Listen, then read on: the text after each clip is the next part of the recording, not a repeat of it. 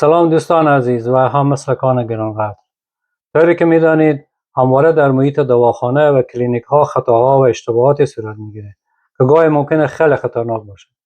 برای جلوگیری از خطاها و اشتباهات احتمالی در دواخانه ها مانند آن 8 طرزالعمل وجود داره که در این ویدیو با آنها می‌پردازیم. برای اینکه بهتر و آسان‌تر پیرامون آن صحبت کنیم، یک زینه یا نردبان سرچپه را در نظر می‌گیریم که دارای 8 پله باشه. از ضعیفترین پله یا طرزالعمل هشتم شروع میکنیم و به نمبر 1 یعنی بهترین و مؤثرترین اقدام کاربردی ختم میکنیم. قدم یا پله شماره 8 برای پیشنهاد برای احتیاط یعنی ضعیفترین روشه. در این روش فقط هشدار میدیم یا توصیه میکنیم که متوجه یا مراقب باشید. اگر کارمند در این روش اگر خسته یا مصروف باشه، این روش به راحتی نادیده گرفته میشه.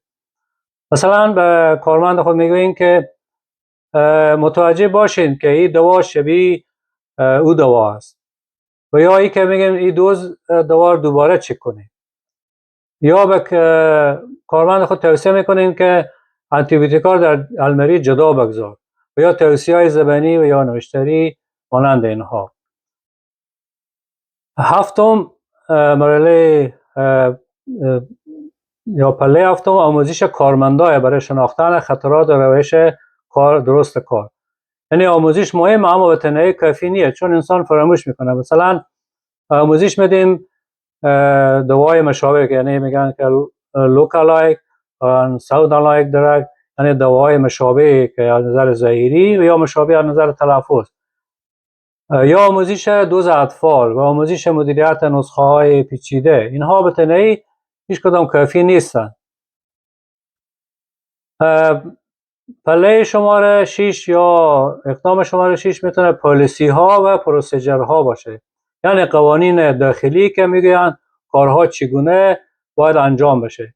این روش مفید است، اما اگر افراد رعایت نکنند خطا رخ میده. مثلا پالیسی دبل چک یا پالیسی توزیع دوای مخدره یا پروسیجر مدیریت نسخه های اطفال یا نسخه های خانم های حامله، اینا اگر مراعات نشه مفید نخواهد بود.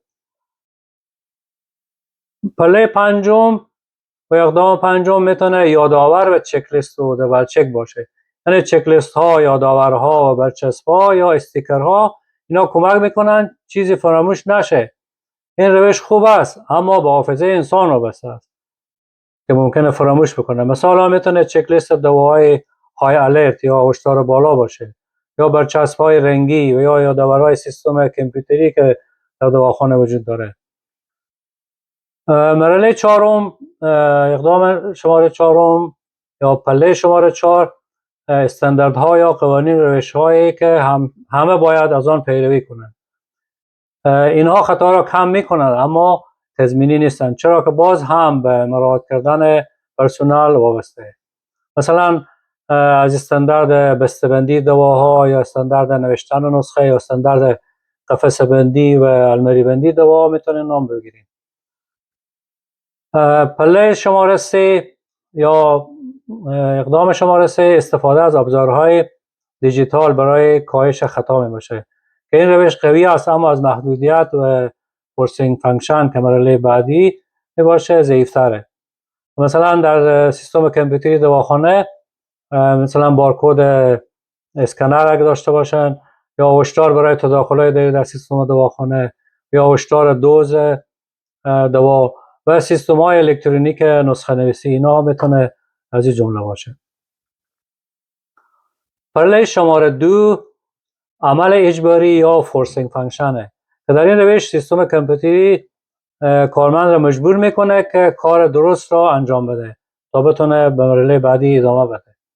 یعنی بدون انجام مرحله درست کار پیش نمیره. مثلا میتونه سیستم اجازه نسخه پیچی نمیده مگر وزن طفل وارد شه. یعنی مثلا اگر طفل باشه اونجا باید اول وزن طفل داخل شه که بتونه نسخه ادامه بده. یا برای دوای خاص باید تشخیص حتما ثبت شه، یا در صورت تداخل بین دو دوا مریض این هشدار میده که اول باید فارماسیست چک کنه و هدایت لازمه به مریض بده تا نسخه اجرا شه و دوا تحویل مریض داده شه.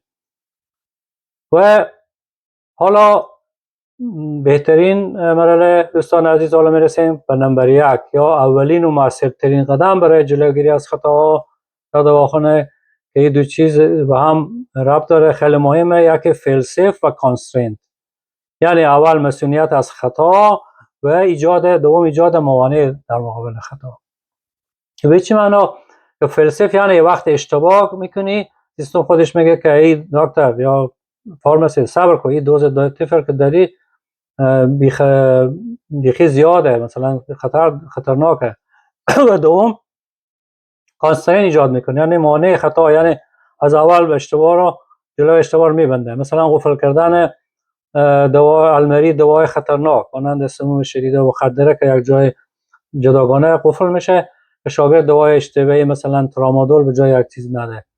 یا ساده تر بگیم وقتی که فیل کانسترین میگه موتور دیدیم وقتی که سرعت زیاد باشه و موتور گیر ریورس نمیره و بعد اول برای تبدیل گیر ریورس یک دکمه فشار بدین که میگن کانسترینت، یعنی مانع در مقابل تبدیل گیر ریورس میشه. اینجا هدف چی؟ هدف اینه که جلوگیری از خطا بشه که وقتی شما سرعت زیاده نتونیم گیر ریورس کنیم و پیش از اینکه دردسر بسازه جلو از اون میگیره. و این به این معنیه که وقتی که کمپانی سازنده موتور در سیستم از اول این محدودیت گذاشته برای که اشتباه صورت نگیره، تا جلو اشتباه رو بگیره، اشتباه اصلا رخ نده.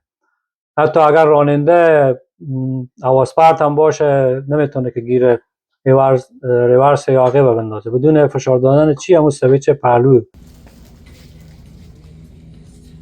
در دواخانه باید هم مثلا دوای خطرناک و سموم شدید خفیف در یک المری قفلدار بسازه و اگر تکنیشیان اشتباهی خواسته باشه دوا بده نتونه.